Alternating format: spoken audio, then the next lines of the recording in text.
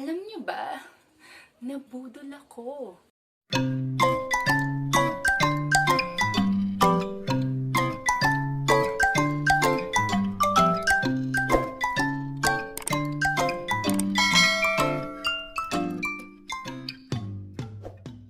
So, hi mga Kalakwatshera! Kamusta naman kayo dyan? So guys, meron ako sa inyo i-share. At alam niyo ba, nabudol ako. Nabudol ako ng home buddies. So, ito yung isang page na kung saan nag-share yung mga tao ng mga renovation ng kanilang kwarto, ng bahay, ng kitchen, ng room, ng nabili nilang mga utensils or mga decorations sa bahay, mga plantitas, mga anything guys. So makikita nyo dito at sobrang maiinggit kayo, mai-inspire kayo na iayusin yung bahay ninyo dahil sa mga post ng mga netizens dito sa home buddy. So, kung gusto nyo magpabudol guys, so lalagay ko yung link ng home buddy sa description box para ma-like nyo yung page nila. So, saan nga ba ako nagpabudol? Dito guys. Papakita ko na sa inyo.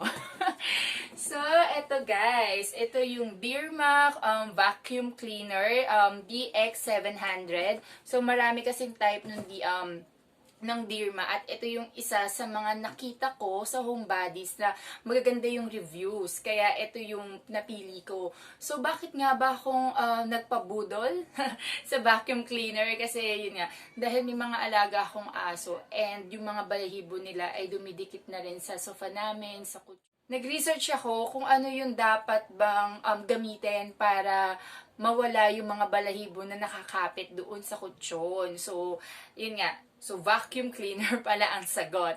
Kaya nagpabudol ako guys sa vacuum cleaner.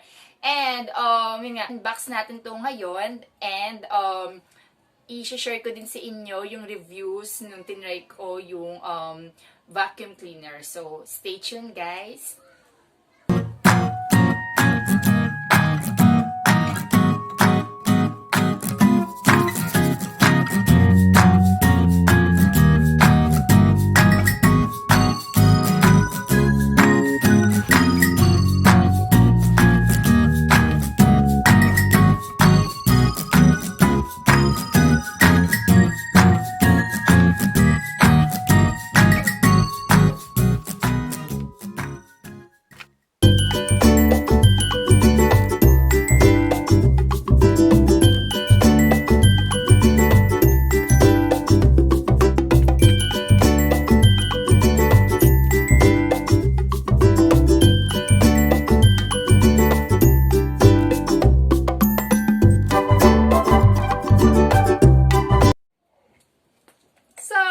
Guys, nakapag-unbox na tayo ng aking DX700. So, isa-isahin natin yung mga parts nito.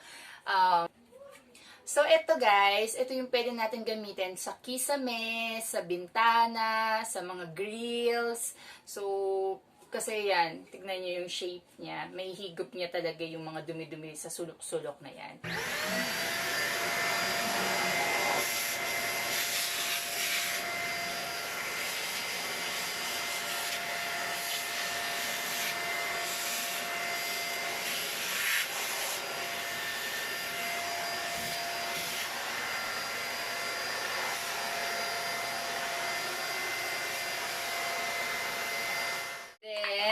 Ito naman, so ito yung sa kutsyon, sa bedsheet. So ito yung kailangan natin gamitin para panlinis sa mga balahibo. Mga nakasuot na balahibo sa ating mga kutsyon at ating bedsheet. Napit mo din.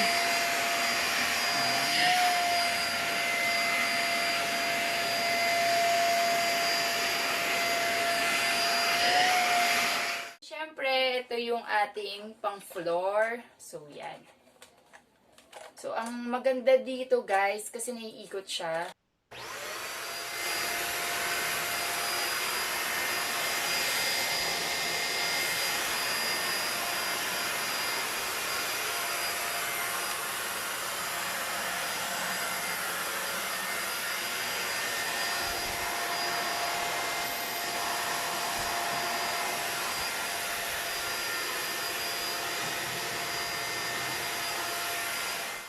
Tapos, here, so ito yung pinaka, ano niya guys, extension niya.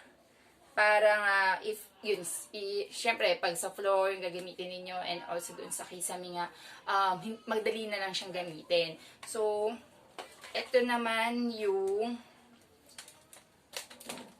yan guys.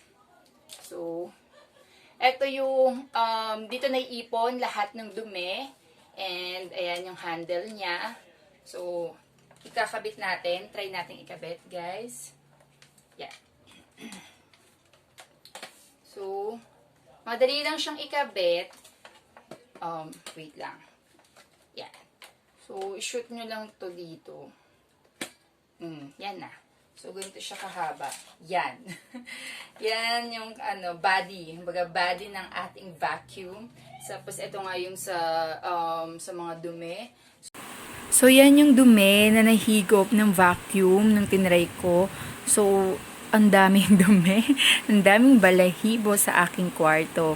So, buti na lang na-discover ko tong vacuum na to. So, if tatanggalin nyo lang yung filter na yan, so, i-click nyo lang yung button na yun, then, yan na po. So, natanggal na siya. So, napaka-easy lang po niyan tanggalin.